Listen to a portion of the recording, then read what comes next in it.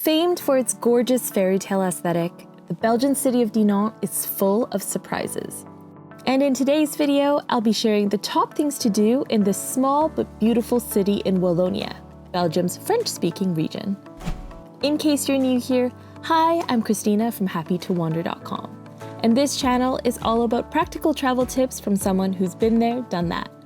So be sure to like and subscribe for more videos just like this one. And be sure to stick around until the end for a free map of the spots mentioned in this video. Now, let's start with the obvious.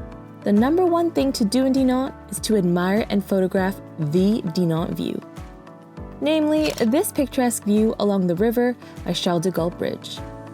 With colorful narrow facades, a majestic church, and an epic castle-topped rock looming in the background, this is the view that inspires many people to visit Dinant for the first time, so it's definitely worth a stop.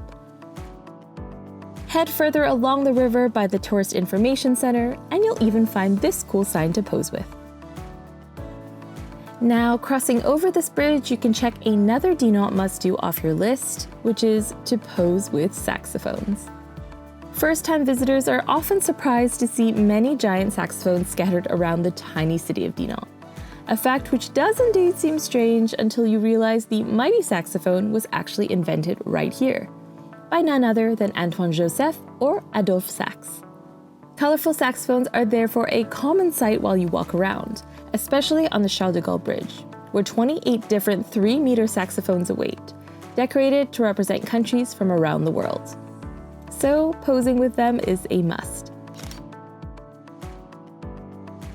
Now, once you cross the bridge, you'll be right by another main Dinant attraction, so it's time to stop by the Collegiate Church of Our Lady. Best known for its distinctive onion dome, the inside of this church is small but definitely worth a look. With a Gothic limestone interior, beautiful stained glass windows, and several interesting sculptures to admire.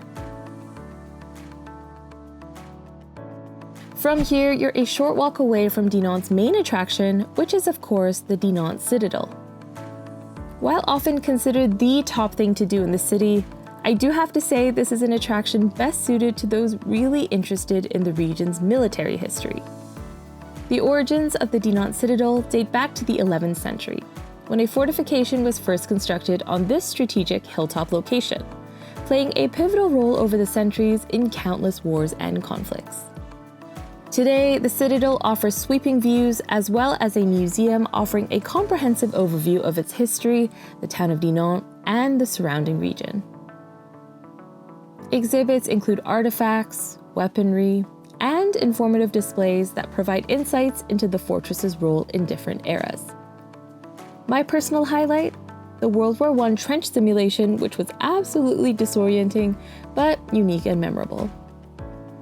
Speaking of unique and memorable, across the water you'll find another Dinant highlight, especially for beer lovers, which is to visit Maison Lef. Gracing the lineup of countless global pubs, Lef is a common entry point for international appreciators of Belgian beer. Of course, this means that it's dismissed by many Belgian beer snobs, but I still enjoy drinking it, and given my love for over-the-top interactive experiences, I can definitely vouch for Maison Lef as a fun place to visit. Originally established in 1240, Maison Lef is now a visitor center and brewery experience with fun interactive exhibits that delve into the art of beer brewing and the history of Lef. Best of all though, might be enjoying some brews in their beautiful beer garden, which offers great views over the city, and is, yes, a place that you can visit even without paying for entry to the museum, so be sure to check it out. Of course, for Belgian beer fans, there's many other options available in town, and a stop at a cool beer shop like Assateur Dinant will give you plenty of choices. Back in town, another fun but quick thing to do is pay a visit to Maison Sax, the former birthplace of Adolphe Sax himself, which has now been turned into a very cool and free, albeit quite small museum. Inside, you can do a self-guided tour through the life and inventions of Adolphe Sax, including all 8 of the different wind instruments he invented. Of course, while in town, it'd be rude to not grab a photo with the Saxy man himself. So be sure to take advantage of the great photo op with his statue just outside. Next on the list is to go on a boat tour. There are tons of cruises and boat rentals available for those keen to enjoy Dinant from the water, specifically from the lovely Meuse River that flows through town. Those who are particularly adventurous can even look into participating in the annual Dinant Bathtub Regatta, which, yes, involves racing down the river in an actual bathtub, a bizarre tradition that's been taking place since 1982.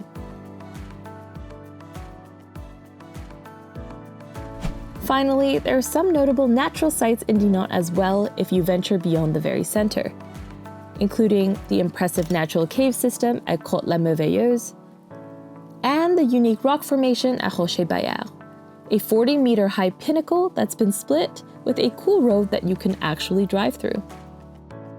Alright, thank you so much for watching. You can click the link here for that map I promised, and be sure to like and subscribe for more.